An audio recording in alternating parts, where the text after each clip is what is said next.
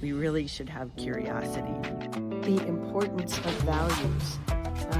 It's a journey.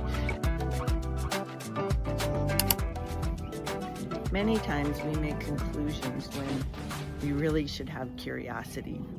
And I had a example of that recently happened with a couple of brothers who, what they're doing is they're trying to transition into the family. And for years and years and years, what they did is work together. And recently, in the last year or so, one of the brothers decided that he wanted to do something a little bit different. Not fully leave the business, but have another interest. So instead of both of the brothers having 100% interest in the business and helping to take it over, what happened is one of them still has 100% interest in the business, wanting to build, grow it, and do all of those things, while the other one is kind of moving up, moving more into maybe what would be out of a full-time job role, and still though in the board role, so still watching after the business and engaged. The conclusion that happened is that one of them was communicating just fine, the other one wasn't, and instead of being brave and being curious, what happened is they decided to not talk to each other. And I just posed the question to you, what happens when we have a lack of communication?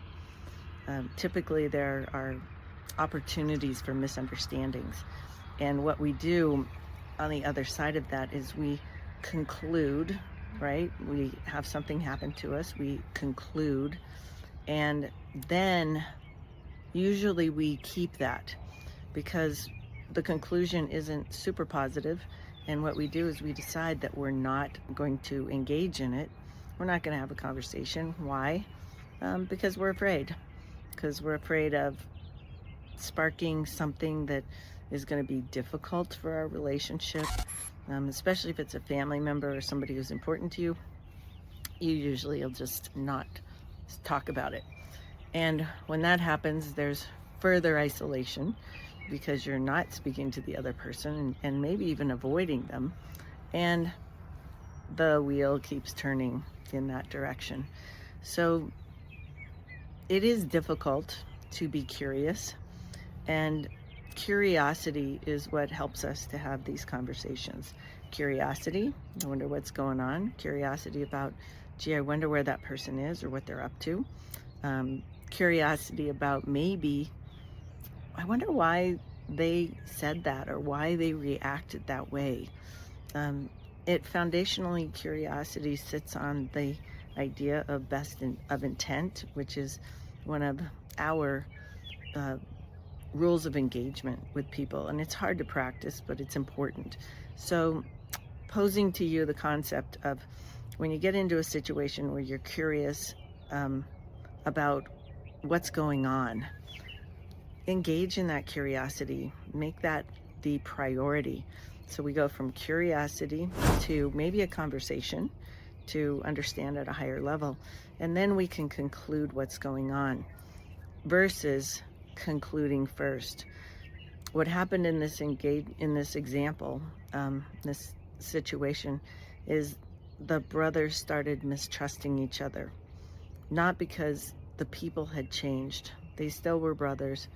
They still had the same values. They still had all of that stuff. What happened is they lost trust in each other because they weren't communicating. And the reason why they weren't communicating is because they had had some things happen that they weren't fully understanding of, and they decided not to talk to each other as much because they were afraid of losing the relationship. And by not talking to each other, the relationship dwindles. So be brave, be curious, figure out what's going on, and just assume best of intent, because usually it's there, especially with people who you care for.